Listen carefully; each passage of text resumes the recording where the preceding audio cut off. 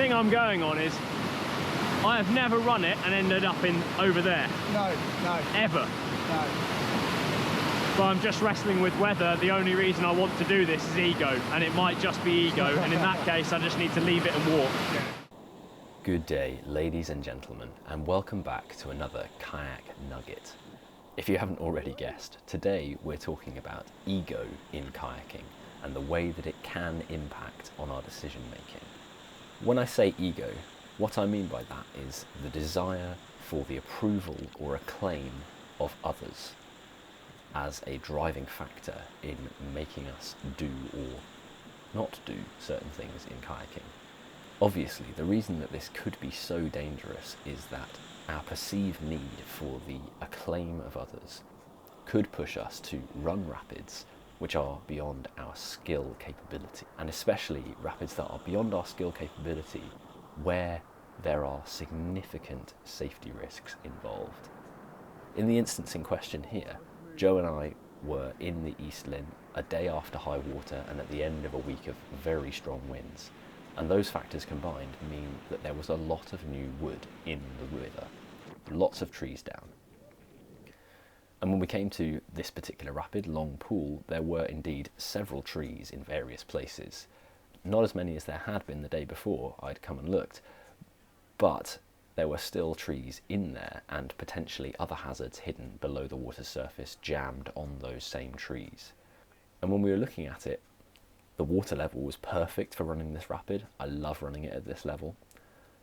And the trees were there, but arguably not hugely in the way of the line if you got it right. If you got it wrong, it would be another story. Those trees could be a significant risk. And when standing looking at it, the thing that I was most wrestling with was, is the only reason that I want to do this so that I can put a video on the internet and have other people see me run this rapid? And from my perspective, that should never ever be a motivating factor in our kayaking. If the only reason we are doing something is because we want other people to like us, to approve of us, to think we're a better kayaker than maybe we are, then that should not be the reason for doing it, especially when there are significant safety risks involved.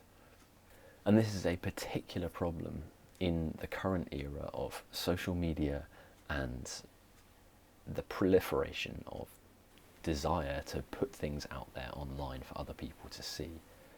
And actually for me, the thing I want people to see is sensible decision making. I want to set an example of choosing the decision to walk because I know the rapid will be there another day and it's just not worth the risk on this particular occasion. That's the example I want to set. But nonetheless found myself wrestling with that pull to have people think I'm a really good kayaker, and therefore to be running things that, you know, oh, it's a bit marginal. Other people might not have done it, but, you know, I could do it. And that was what I was wrestling with. And I find that actually it has only become a problem for me since I started putting a GoPro on my head and filming my regular kayaking exploits. I never found it a problem until I started making videos for other people to see. And I started having that outside influence of the comments and the likes and the pull for those sort of little micro dopamine hits that you get when you see other people approving of what you do. So what are we to take away from this? I don't think we should ever allow ego to be a factor in our decision making.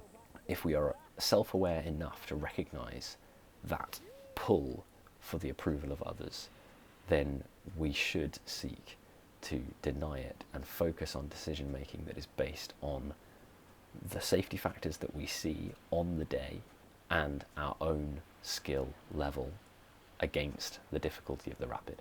I made another one of these Kayak Nuggets talking about precisely this decision making process when it comes to running or walking a rapid.